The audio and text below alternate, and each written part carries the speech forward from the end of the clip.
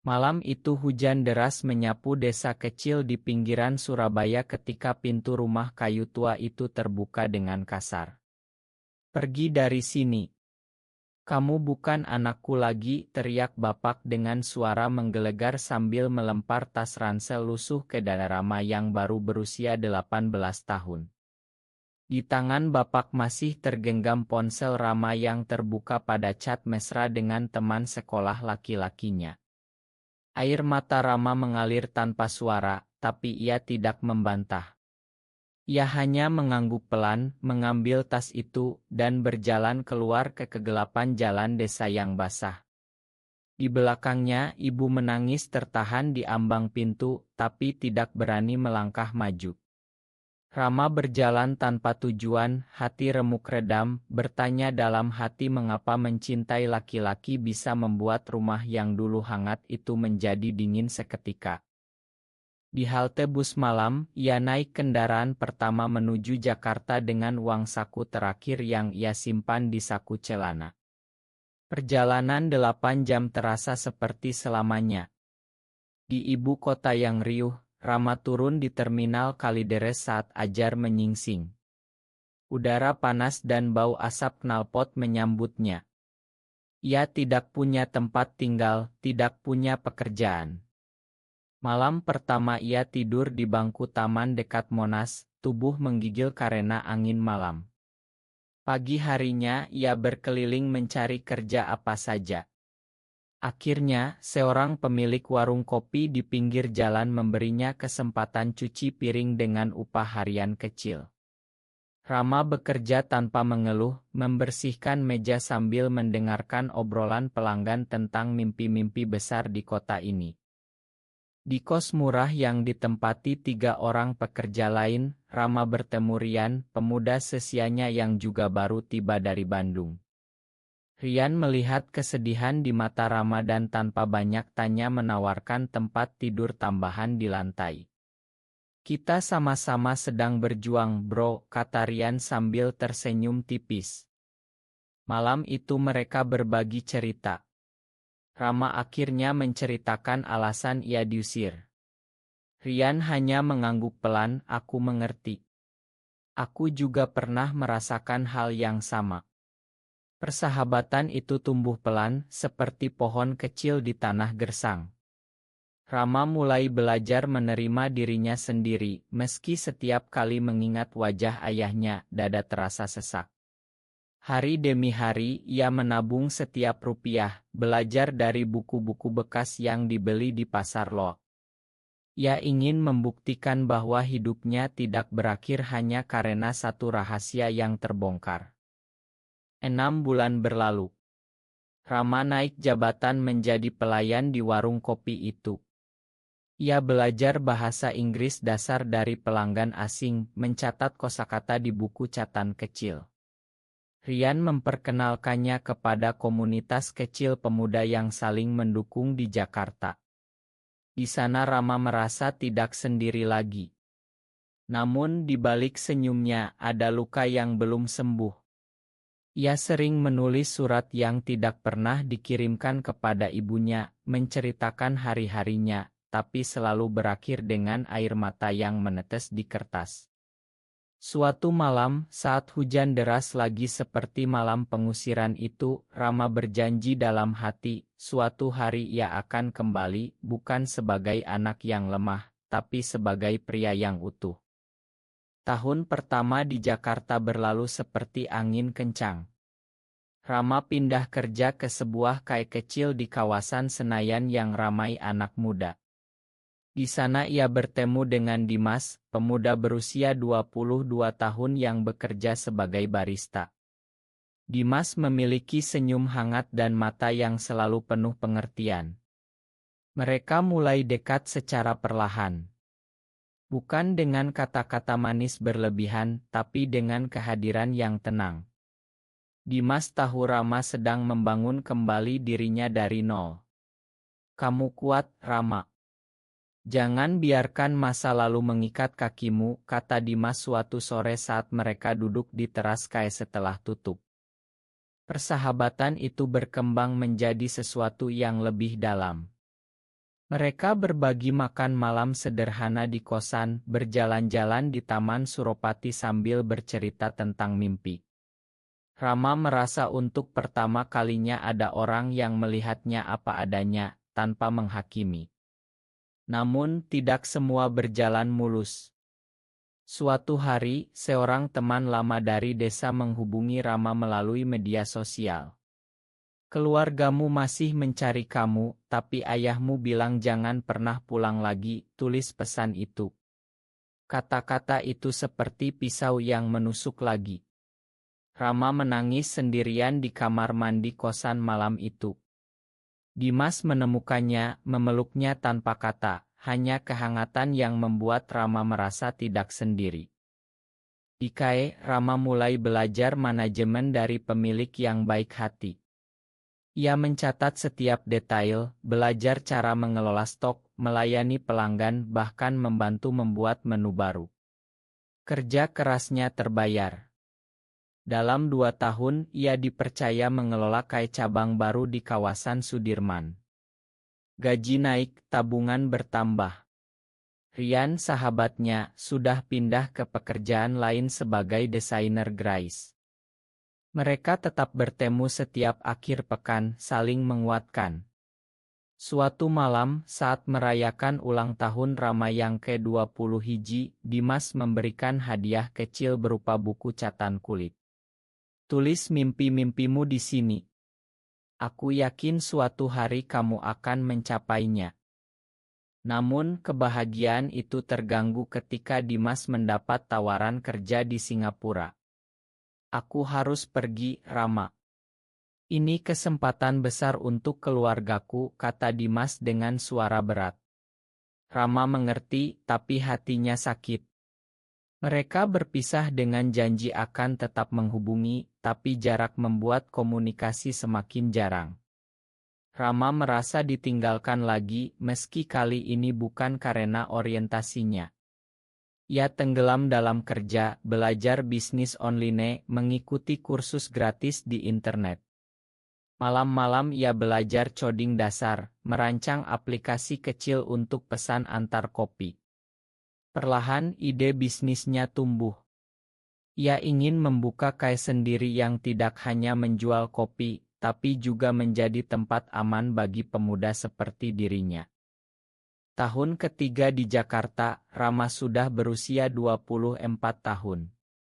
Dengan tabungan dan pinjaman kecil dari bank, ia membuka KAE kecil bernama Rumah Kedua di kawasan Kemang.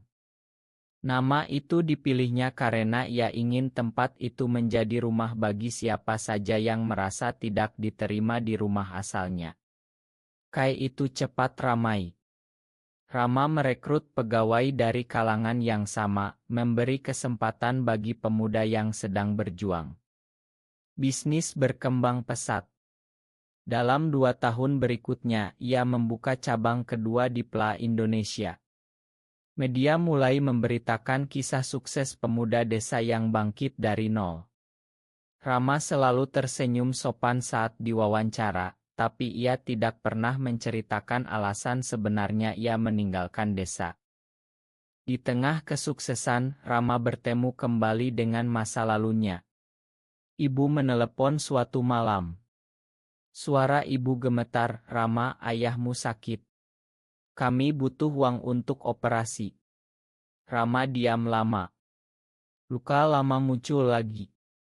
Ia mengirim uang tanpa banyak kata, tapi tidak pulang. Terima kasih, nak, kata ibu sebelum menutup telepon. Kata nak itu membuat Rama menangis sepanjang malam. Dimas yang sudah kembali ke Indonesia sesekali menghubungi, tapi hubungan mereka sudah berubah menjadi persahabatan biasa. Rama mulai merasa kosong.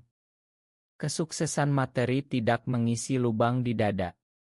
Suatu hari, seorang investor besar datang ke KAE. Pria bernama Pak Budi, pengusaha sukses berusia 50 tahun, tertarik dengan konsep Rumah Kedua.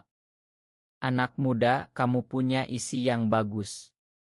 Mari kita kembangkan jadi jaringan nasional, kata Pak Budi. Rama ragu, tapi Pak Budi melihat potensi. Mereka bekerja sama. Dalam 3 tahun, rumah kedua menjadi rantai kaya dengan 20 cabang di seluruh Jawa. Rama kini berusia 28 tahun, memiliki apartemen sendiri, mobil, dan rekening yang tidak pernah ia bayangkan. Namun di balik senyum sukses, ia masih sering memandang foto keluarga lama di ponselnya. Persahabatan dengan Rian tetap kuat. Rian kini menjadi desainer terkenal dan memiliki pasangan tetap. Mereka sering duduk bersama di balkon apartemen Rama, membicarakan hidup. Kamu sudah membuktikan banyak, Rama. Tapi kapan kamu akan pulang dan menghadapi mereka? Tanya Rian suatu malam. Rama diam, ia tahu waktunya semakin dekat. Berita di desa menyebutkan bahwa pabrik kecil milik keluarga hampir bangkrut karena utang. Ayahnya sakit keras. Rama merasa ini adalah saatnya.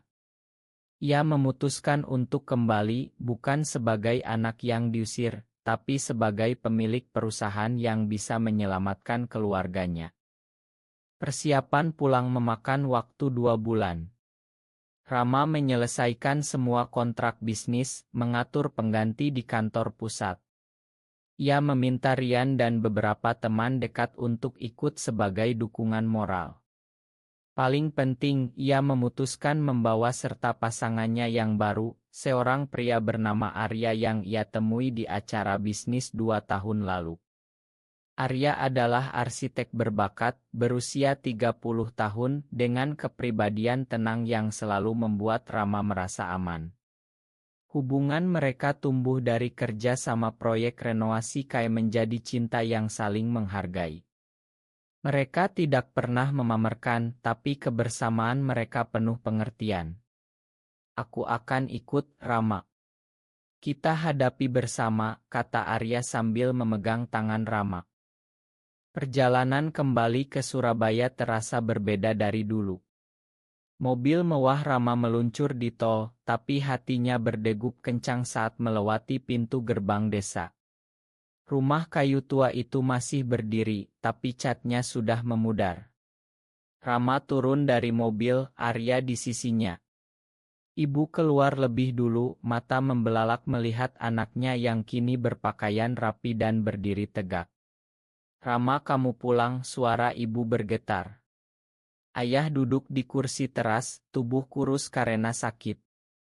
Wajahnya berubah saat melihat Rama. Tidak ada teriakan kali ini, hanya keheningan yang berat. Rama memperkenalkan Arya secara sopan. Ini Arya, teman saya yang membantu saya selama ini. Ayah mengerutkan kening, tapi tidak langsung marah. Malam itu, di ruang tamu yang sama tempat ia diusir dulu, Rama menceritakan semuanya. Tentang perjuangan di Jakarta, tentang kaya yang kini memiliki cabang di mana-mana, tentang bagaimana ia menggunakan uangnya untuk membayar utang pabrik keluarga tanpa diminta. Ayah mendengarkan tanpa menyela, tangannya gemetar memegang gelas teh. Ibu menangis pelan di sudut ruangan. Kenapa kamu tidak pernah bilang, tanya ibu lirih. Rama menjawab dengan suara tenang, karena dulu kalian tidak mau mendengar. Konflik kecil muncul keesokan harinya saat tetangga mulai bergosip. Beberapa keluarga menjauhi, tapi Rama tidak peduli. Ia mengadakan pertemuan kecil dengan saudara-saudara, menjelaskan rencana bisnis baru untuk menghidupkan kembali pabrik ayahnya. Arya membantu merancang ulang bangunan pabrik agar lebih modern. Perlahan, keluarga mulai melihat perubahan. Ayah masih jarang bicara langsung dengan Rama, tapi mata tuanya kadang menatap Rama dengan campuran bangga dan penyesalan. Minggu-minggu berikutnya penuh ketegangan. Ayah mulai pulih setelah operasi yang dibayar Rama. Pabrik mulai beroperasi lagi dengan mesin baru yang dibeli Rama. Namun, prasangka masyarakat desa tidak hilang begitu saja. Beberapa tetangga berbisik-bisik saat melihat Rama dan Arya berjalan bersama. Rama menghadapi itu dengan kepala tegak.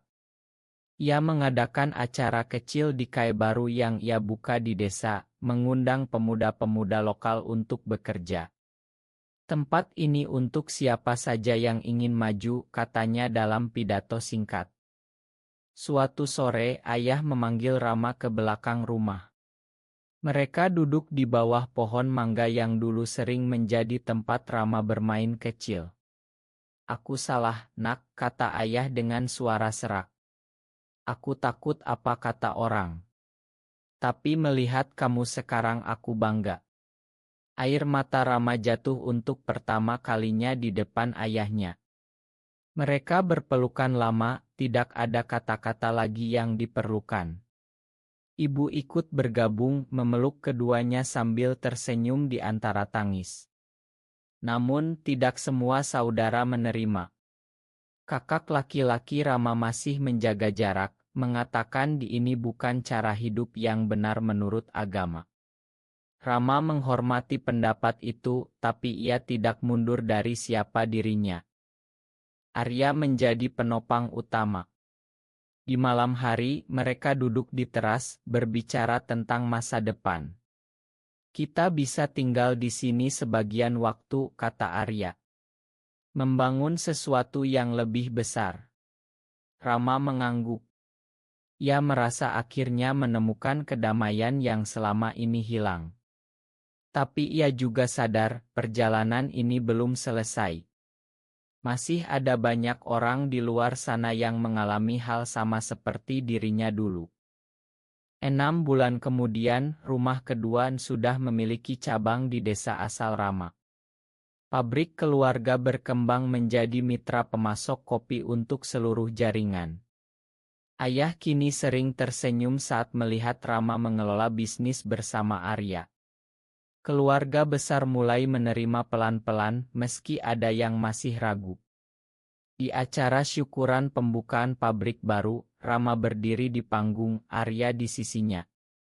Ia berbicara tentang perjalanan hidupnya tanpa menyembunyikan apapun.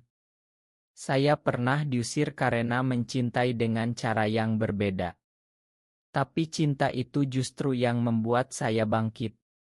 Tepuk tangan meriah menggema, meski beberapa wajah masih kaku.